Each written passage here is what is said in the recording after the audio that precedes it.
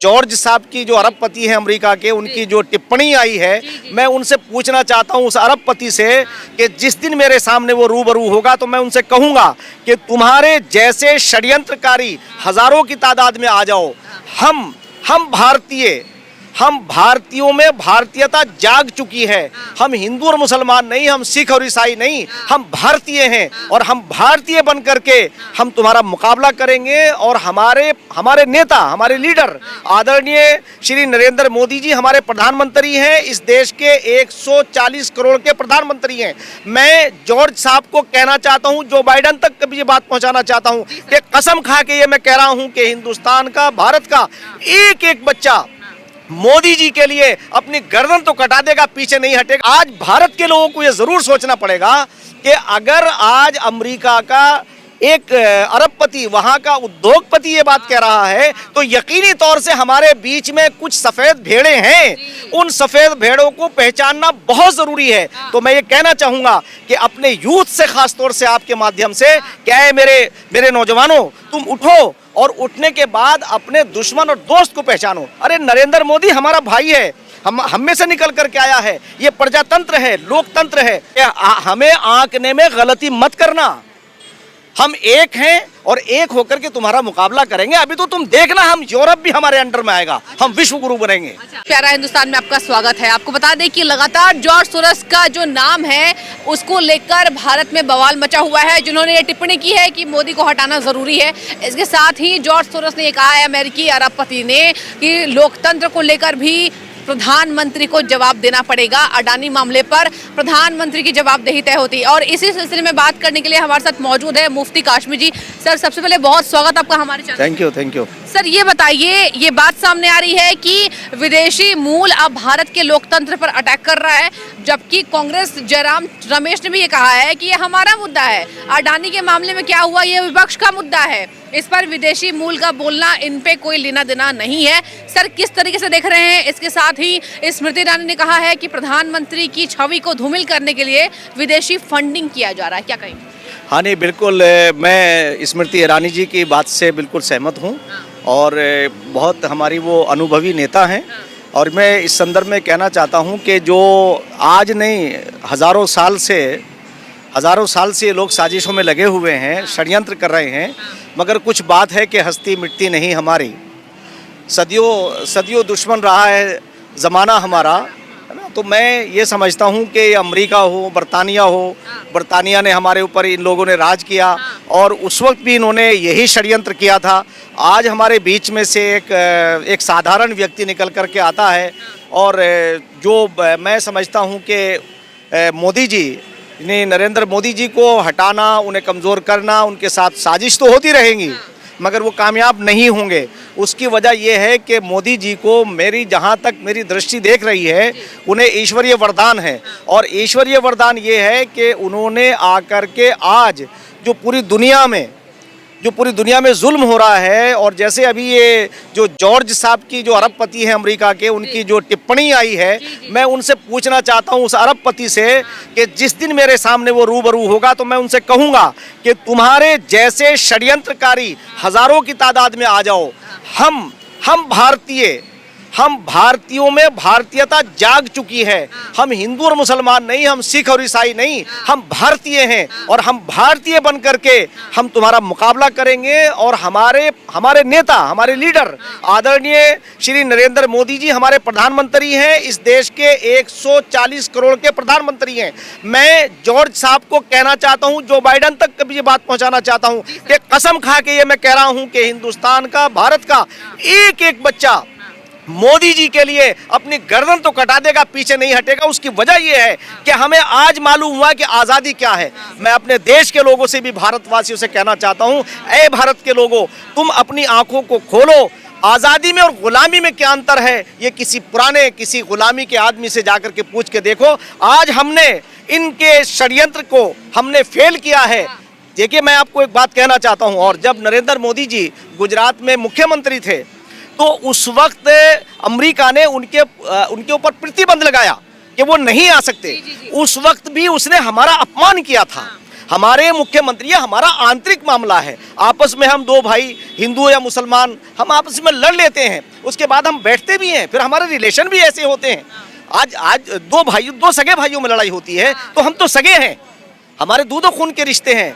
कुल्लुकुम बनी आदम व आदम बिन तुराब। हमारे हजरत मोहम्मद साहब ने कहा कि तुम सब आदम की औलाद हो और आदम मिट्टी से पैदा किए गए। हम उस मिट्टी से हमने जन्म लिया है, जिस मिट्टी की खुशबू से पूरा वर्ल्ड जो है वो खुशबूदार हो जाता है। तो इसलिए बेटा मैं कहना चाहता हूं कि आज भारत के लोगों को ये जरूर सोचना पड़ेगा कि अगर आज अमेरिका का एक अरबपति, वहां का उद्योगपति ये बात कह रहा है, तो यकीनी तौर से हमारे बीच में कुछ सफेद भेड़ें हैं। उन सफेद भेड़ों को पहचानना बहुत जरूरी है। तो मैं ये कहना चाहूंगा कि अपने यूथ से, खास तौर से आपके माध्यम से, क्या है मेरे नौजवानों, तुम उठो और उठने के बाद अपने दुश्मन और दोस्त को पहचानो। अरे नरेंद्र मोदी हमारा भाई है, हम में से निकल करके आया है। ये प्रजातंत्र है, लोकतंत्र है, दुनिया का सबसे बड़ा लोकतंत्र है।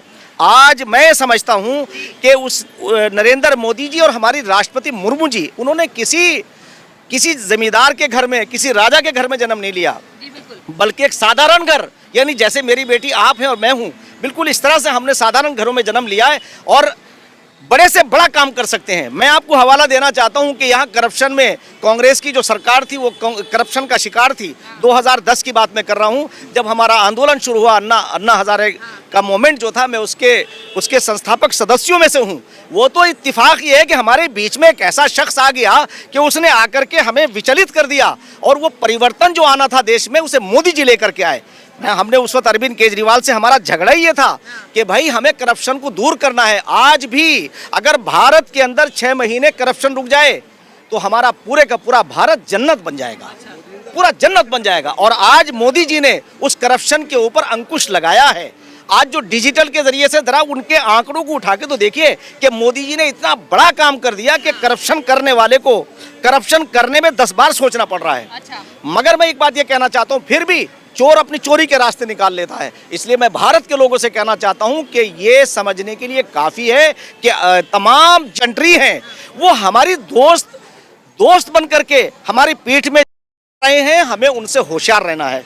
तो इसलिए मैं उन्हें चैलेंज करना चाहता हूं और भारतवासियों से अपील करना चाहता हूं कि आज हमारे बीच में एक ऐसा लीडर आया है कि अगर तुमने उसे कमज़ोर कर दिया, आपने सिर्फ इसलिए कमजोर कर दिया कि हमें कुर्सी चाहिए, तो ऐसी कमजोर कुर्सी नहीं चाहिए कि जब हमारे प्रधानमंत्री की तलाशी होती थी, हमारे राष्ट्रपति की तलाशी होती थी।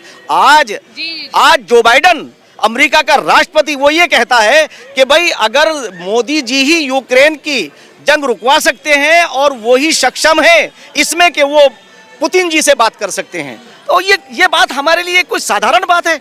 ये भारत के लोगों को सोचना चाहिए। हम धर्मों के ऊपर न लड़ें, धर्म हमारे जोड़ते हैं, तोड़ते नहीं है। हमारी पूजा पद्धति अलग हो सकती है, वेशभूषा अलग हो सकती है, हमारे नफे और नुकसान एक हैं। इसलिए मैं आपके माध्यम से कहना चाहता हूं कि अपने नफे और नुकसान को पहचानिए और अपने लीडर को कमजोर मत करिए। हमारा लीडर कौन है? हमारे लीडर नरेंद्र मोदी हैं, और नरेंद्र मोदी अगर कमजोर हो गए तो भारत कमजोर हो जाएगा। मैं अपने लोगों से, तो हमने उस वक्त भी, मैं देश के लोगों से कहना चाहता हूं कि अगर एक करप्ट सरकार को हम अपने आंदोलन के जरिए से हटा सकते हैं, और मोदी जी आकर के सबका साथ, सबका विकास और सबके विश्वास के नारे पर उन्होंने तमाम जितना पोलराइजेशन था सबको तोड़ दिया, और आज दूसरी बार में तो ना मुसलमानों को कोई नुकसान है इस हिंदुस्तान में, भारत में, और ना हिंदुओं का कहीं नुकसान हो रहा है। भाई मैं तो ये कहना चाहता हूँ कि हम आगे बढ़ रहे हैं। अभी देखिए तुर्की के अंदर जो है वो जलजला आया, भूकंप आया, हमारे पास सामर्थ्य था तो हमने जाके उनकी मदद की। तो तुर्की के सफीर की बात देखिए कि क्या कहा उन्होंने, कहा कि हिंदी और तुर्की में एक कहावत है कि दोस्त वो है जो वक्त पे काम आए। तो वो दोस्त ही क्या जो वक्त पे काम ना आया। तो आज हमारी दोस्ती, जो हमारे खिलाफ खड़ा होता था तुर्की, आज वो हमसे हाथ मिला रहा है। तो ये क्यों? तो भारत के लोगों इस बात को पहचानो, और खास तौर से यूथ से कहना चाहता हूं कि अपनी देश की एकता और अखंडता को मजबूत करने के लिए अपने आंतरिक मामलों को कम करो, खत्म करो और आगे बढ़ो। पूरी दुनिया जो है, ये जिस तरह से अमेरिका और बरतानिया, यूरोपियन कंट्री, वो मानव अधिकारों के नाम पर हमें टॉर्चर करती थी और कहती थी, पहले आपस में लड़वाते थे और कहते थे हम मध्यस्थता करेंगे, मध्यस्थता की जरूरत नहीं है। तो इसलिए हम कहना चाहते हैं वहाँ के अरबपति से और वहाँ के खरबपति से कि हमें आंकने में गलती मत करना। हम एक हैं और एक होकर के तुम्हारा मुकाबला करेंगे। अभी तो तुम देखना, हम यूरोप भी हमारे अंडर में आएगा, हम विश्व गुरु बनेंगे, ऐसा मुझे विश्वास है। अच्छा काश्मीर जी, अंतिम सवाल आपसे मेरा। कहा जा रहा है कि एनजीओ के वाइस प्रेसिडेंट सलील शेट्टी, जिसकी फंडिंग जॉर्ज सोरोस करता है, और उनको भारत जोड़ो यात्रा में राहुल गांधी के साथ हाथ मिलाते हुए देखा गया है। सर क्या लगता है, एक षड्यंत्र के तहत और लोकसभा चुनाव को देखते हुए क्या कांग्रेस की मिली भगत इसमें हो सकती है? क्योंकि बात सामने आ रहा है कि फंडिंग जो है जॉर्ज सोरोस ने किया है सलील शेट्टी को, और सलील शेट्टी देखे गए हैं राहुल गांधी के साथ। देखो बेटा, मैं आपको ये बता दूं कि ये तो 101% कांग्रेस जो है वो एक ऐसी पार्टी है कि जिसने यहाँ जो है इतने दंगे, इतने झगड़े कराए हैं, और जब तक ये सरकार में रहे यहाँ के लोगों को कमज़ोर किया है, तो उनसे कुछ भी हो सकता है। मैं तो देश के लोगों से कहना चाहूँगा कि राहुल गांधी से हमारा कोई इख्तलाफ नहीं है। ठीक है, उसने जो है बहुत दिन तक तुमने राज कर लिया, तुम्हारे पास बहुत ऐश करने के लिए बहुत पैसा भी है, अब घर में आराम करो अपने, और मोदी जी को काम करने दो। ठीक है। मोहम्मद काश्मीर जी का, देखिए मुफ्ती काश्मीर जी का यही कहना है कि कहीं ना कहीं षड्यंत्र के तहत ये किया जा रहा है और इसमें कांग्रेस की मिली भगत है। और आपको बता दें कि लगातार ये बातें सामने आ रही है कि इसके तहत विदेशी फंडिंग होती है। इसमें ईरानी ने कहा है देश की जनता को समझना जरूरी है। तो आपकी जो भी राय हो हमें कमेंट सेक्शन में करके बताइए।